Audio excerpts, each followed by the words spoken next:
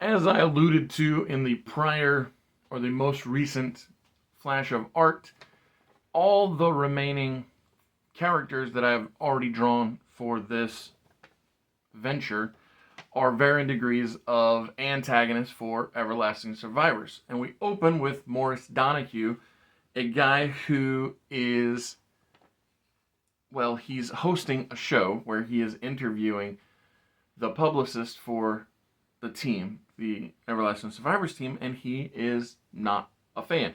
Think of him as like a J. Jonah Jameson type or a Larry King of real life. The other characters that show up this week, when I wrote them originally in the story, they didn't have names. They were just either a true believer, like this guy, Frank White, who is pulling a knife on a. No, no, I'm wrong. He's not a true believer. Frank White is just a henchman for hire. But he's at odds with, in the story, he's at odds with a true believer, somebody who's following Professor Fullermore the Fourth for his actual motivation and belief in him.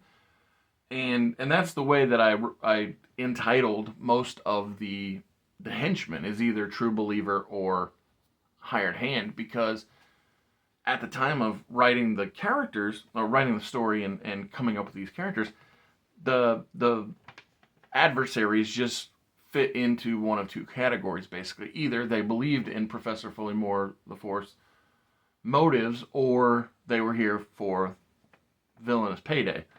But yeah, so Frank White is, holding a knife toward a true believer in the warehouse, in the bad guy hideout.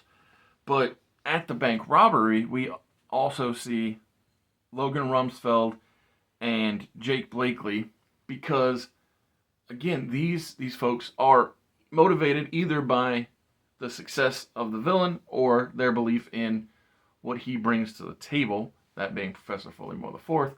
Thank you for tuning in. Thank you for checking out the art. Follow the link in the description of this or any other video. It'll take you to gamblecomics.com. While there, you can pick up stories I've written. Everlasting Survivors, BC Brute, coming soon, Paws and Bluegrass, and Uniter and the Unhinged. Later.